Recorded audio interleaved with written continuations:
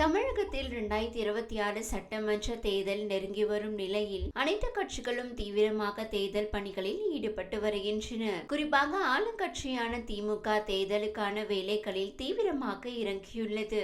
இந்நிலையில் முன்னாள் முதல்வரான OPS திமுகவுக்கு மீண்டும் வாய்ப்புள்ளதாக பேசியிருப்பது பரபரப்பை ஏற்படுத்தியுள்ளது.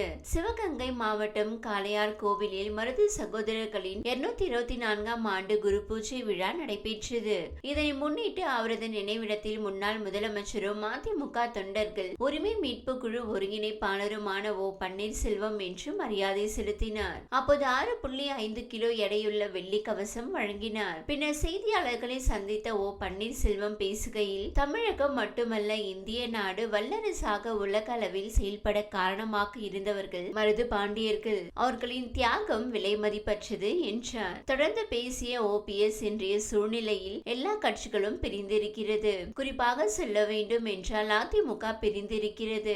அதே போல பாமக பிரிந்திருக்கிறது. ராமதாஸ் அன்புமணி இடையே பிரச்சனை ஏற்பட்டுள்ளது. அனைத்து எதிர்கட்சிகளும் பிரிந்து கிடப்பதால் வரும் சட்டமன்ற தேர்தலில் திமுகவிற்கு வாய்ப்பிருப்பதாக பொதுமக்கள் பேசுகின்றனர். இதனை நான் சொல்லவில்லை. யாருடைய அரசியல் வாழ்க்கையும் பிரகாசமாக இருப்பது என்பது மக்களின் கையில் தான் உள்ளது.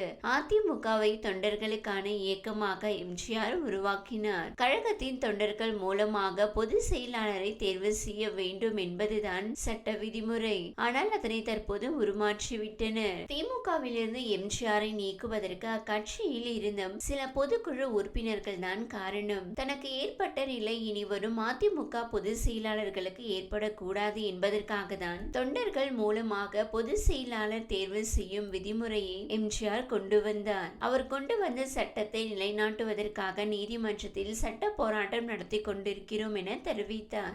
இந்த வீடியோ உங்களுக்கு பிடித்திருந்தால் லைக் செய்யுங்க. மேலும் இதுபோல் வீடியோ தொடர்ந்து பார்க்க நம்ம ஒரு சேனலை சப்ஸ்கிரைப் மற்றும் ஃபாலோ செய்யுங்க.